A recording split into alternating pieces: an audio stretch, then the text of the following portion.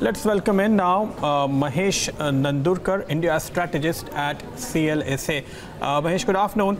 I have read some of your recent comments, and you don't really sound too optimistic with regard to Indian markets. What's your view, really? So we feel that the market returns over the next 12 months, will be in the range of around 10 to 12%. I think this is still a reasonable return because we are in a world where the inflation is about 4 to 5%. So 10 to 12% kind of a return should still be quite reasonable. But yes, I don't think we will see a repeat of 2017 where the markets went up by 20% plus. So in that comparative sense, I would say we are not that optimistic, but on an absolute basis, we still expect positive returns.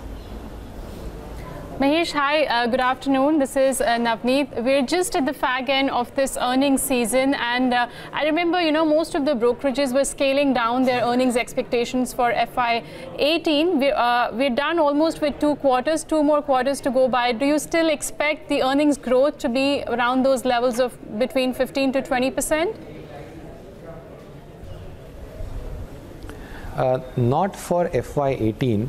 FY18 earnings growth for Nifty, I think should be around a 12% mark. In my view, we have seen 2 quarters, as you rightly said, and while there were more downgrades after the June quarter, the September quarter we've seen more or less stable. I mean, there were some upgrades and there were some downgrades, both probably just cancelling each other out. The next 2 quarters are going to be quite good on a reported basis because we have a low base. Remember that last year December quarter was disrupted because of demonetization and also the March 17.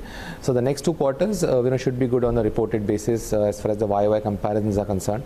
So yeah, so we expect about a 12% Nifty earnings growth for FY18, but the year after, which is March 19, we expect a much higher, close to 20% earnings growth.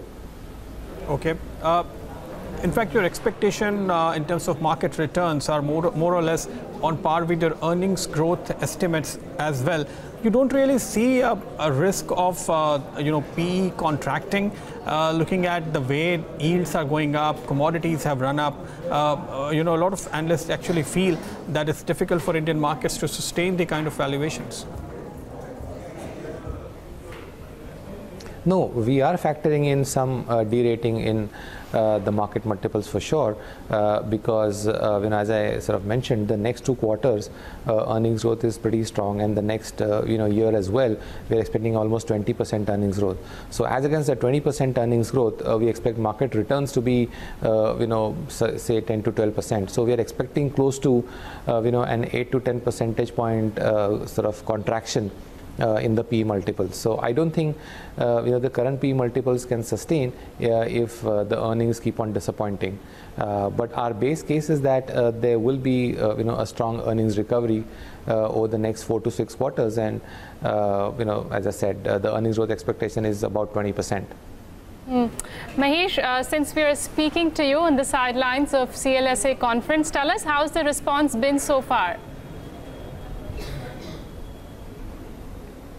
Well, over the last 12 to 18 months, several foreign investors had actually reduced their positioning in India, and a lot of money we saw moving from South or Southeast Asia to the North Asia, and the beneficiaries were clearly the markets like Korea and China.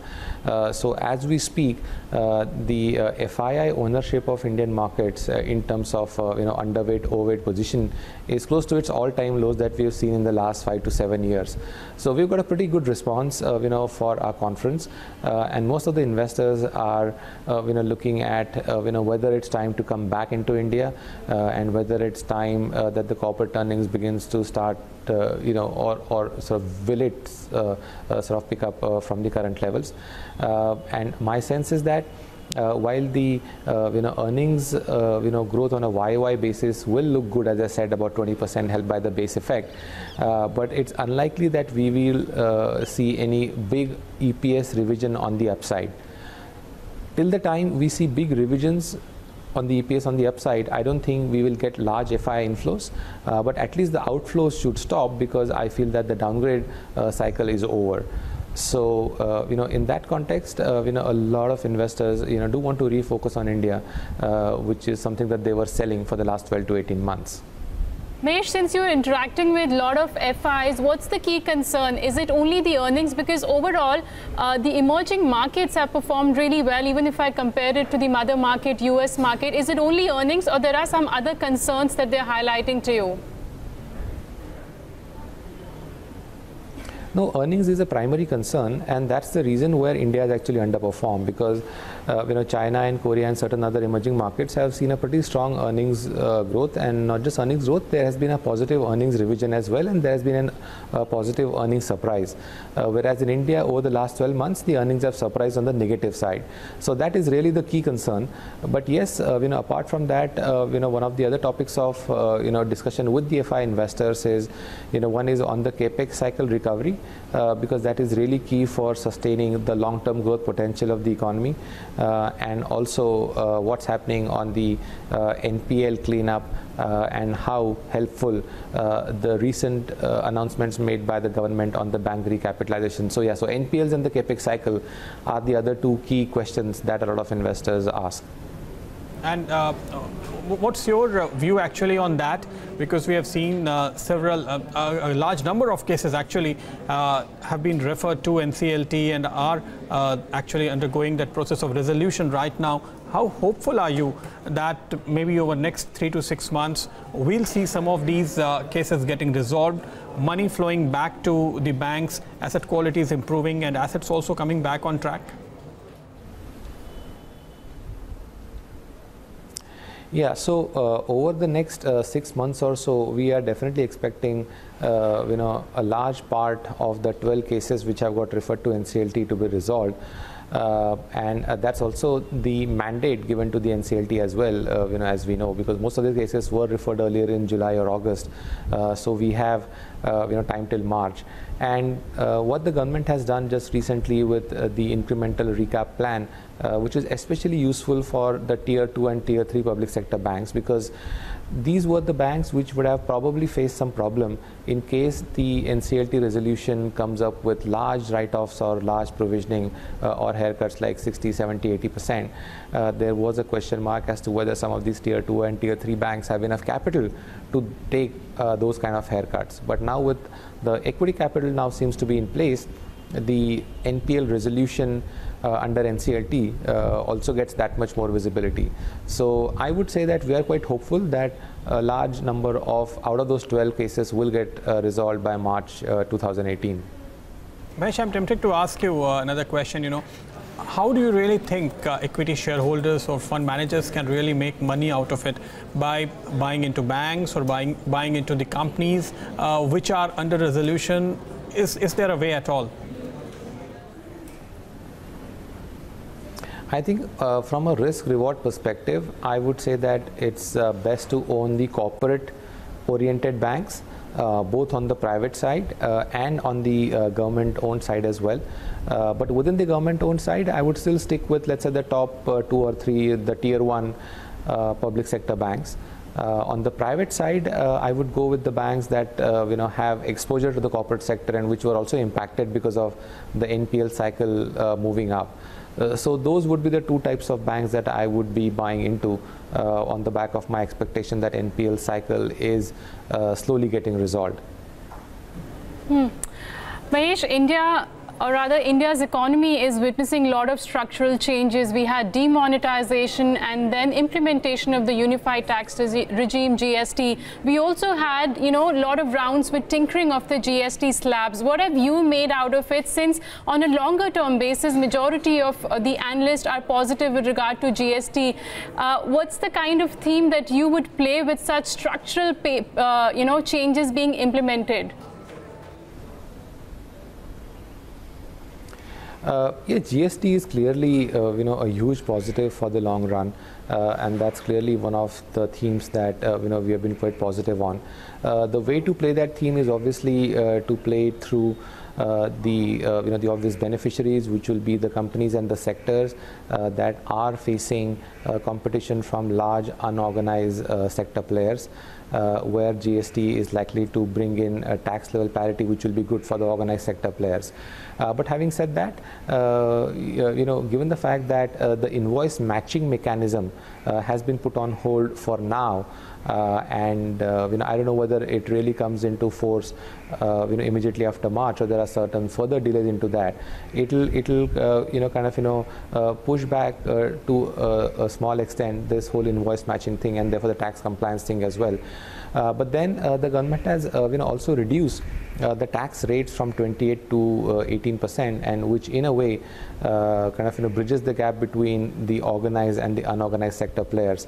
So yes, I mean a whole host of players on the consumer side, more so I would say on the discretionary consumer side would be the beneficiary. Those will include your household product companies, like your tiles and the non-cement building material companies would be the beneficiary of that trend. I would also say that one of the other themes which we are very, very positive on is housing. We feel that over the last 5 years the house prices have remained more or less flat, and at the same time the per capita income, however, has grown by 8 to 9% on an annualized basis. Thirdly, we have also seen mortgage rates going down as well, and all this has meant that the housing affordability has improved significantly as we speak.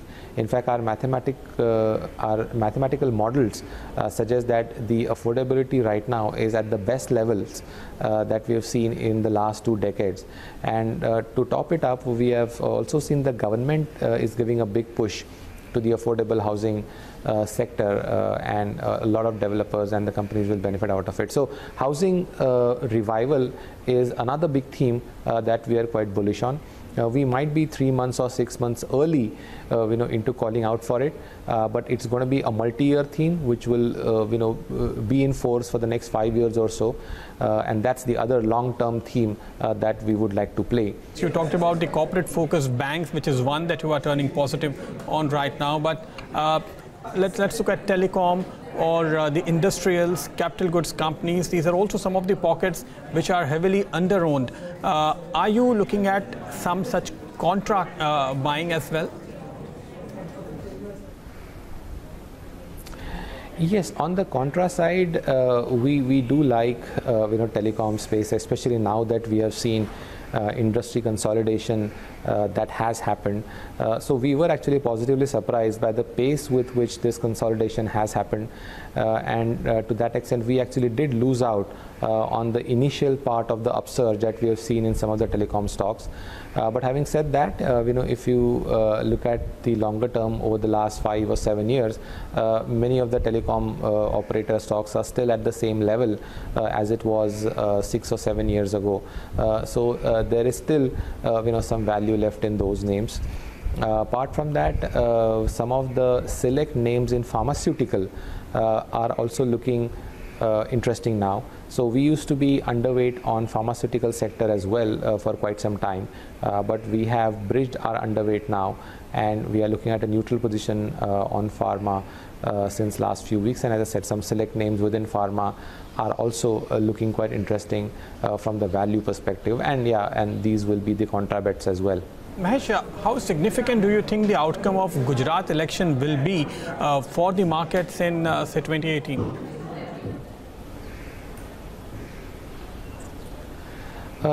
Well, I think as far as the market sentiment is concerned, there will be some impact, either way, positive or negative, depending upon which way the election results go.